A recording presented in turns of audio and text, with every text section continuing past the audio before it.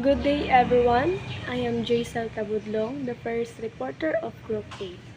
So our topic it's all about the benefits of art appreciation. So i-explain na lang nako ni siya largo para madali ta. So pasabot sa art appreciation, bisan asa ka mo tan-aw, makakita gid ka og art. Dili lang makita kini sa museo. Ang art pwede painting, litrato, sculpture, body art, architecture, design sa dula, sa mga building, ug sa inyong kinaiyahan. Ug bisan sa inyong balay, makakita ka og art. So kada adlaw makakita jud ta og art, even sa ang palibot. Kanato makita aron sa atong duha ka mata is art na siya.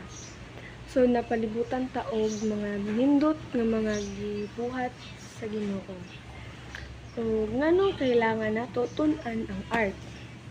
So, ano siya? Kay dili lang kutob sa nindot o tiyada ang pagtan-aw.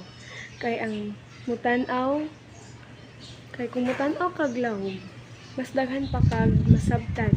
Dili lang basta tan-aw, dapat sabton jud nato. Yes, dapat nato sabton jud kung unsay nakita sa to ang duha ka mata.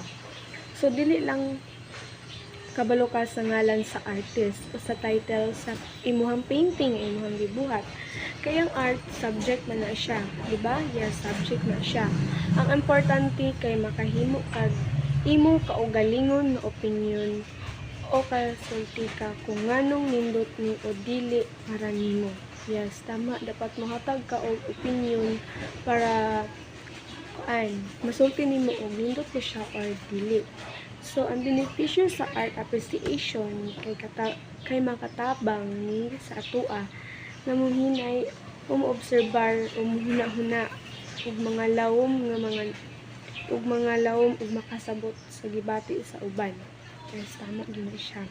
Makatabang pud ni para motubo atong pagkritikal o kaisog sa pag-ambit sa atong huna-huna.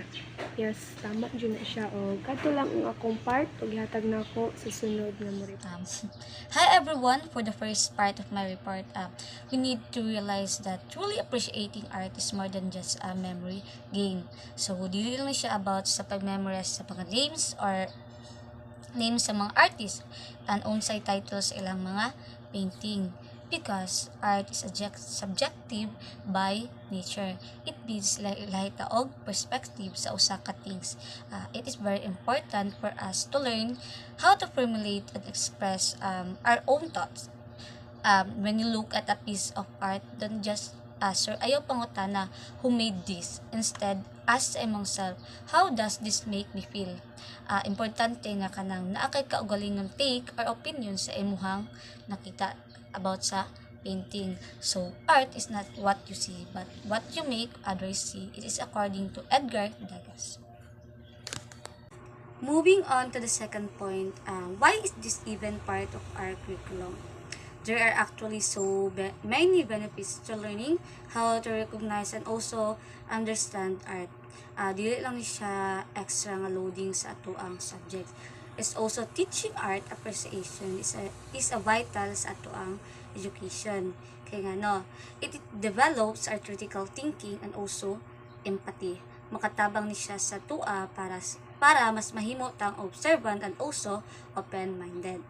In real world, especially in our future job, being able to interpret symbols and understand different perspective is a huge advantage. Mao na nga dapat nato ni siya hatagan og kanang importansya sa ato ang pag-eskwela. Lastly, let's talk about history. Art appreciation is a great way to delve deeper or like muratag mo salom sa kaagi sa past. Throughout history, an artistic work has always reflected the time they live in. So, think of art as a visual depiction o sa ka-pictures sa kanang kamatuoran sa past. Instead of just reading sa mga boring dates in a history book, imagine being able better understand a specific era by getting into the mind of the artist. Through their work, we see their struggles, cultures, and their dreams. pinaagi sa art, mas masabtan nato kung unsa gyud ang nahitabo sa una nga wala sa mga storya lang.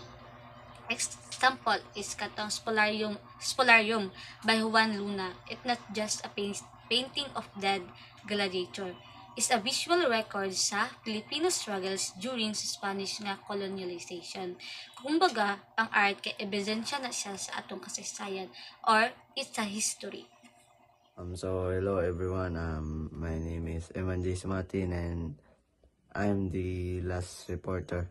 And so makita niyo na sa guys sa screen. So ang art inspiration na to nga mahimong passage para for us bitaw para mag-help siya sa tuwa ba para maging grow as a person. And so basa ninyo daan ka ingon daan na not only will you have a better awareness and love for art, but you will also be able to share your thoughts with others. So ang matabang po din siya guys para kung kanang pera sa to kung di na to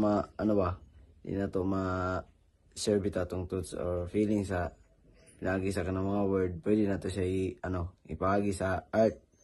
And also kanang makatabang po siya para masabtan mo na tong ang perspective sa laing tao ba kay siyempre na good by tao na ang kanang ilang feelings and thoughts kay gina paagin na sa art di man sila kanang di nila comfortable hindi sila mga sa word bitaw nila ipaagi. Then makahelp ang art makahelp din siya sa to labi na pag kanang kanang wala ta kabalo sa tong ibati ba mo nang daan na nato siya i-express sa tong feelings sa sa art. Then next kay kung mabasa niyo dia naikabutan na art has been around since the beginning of time and has always played an essential role in our lives. So sa so ang art since the kanang beginning kanang narajud siya sa atong surroundings bitaw all around siya sa ato everywhere kanang and kadang once pud na kanang makailan na to sa art pa kay kanang tanan bitaw na to nga makita sa surroundings sa to kay kanang ma-appreciate na nato siya ba na ay kanang din na think kay kuan na siya art. And kanang pag kanang diha ka makagain bitaw og kanang deeper understanding ba sa kung unsa jud ang kanang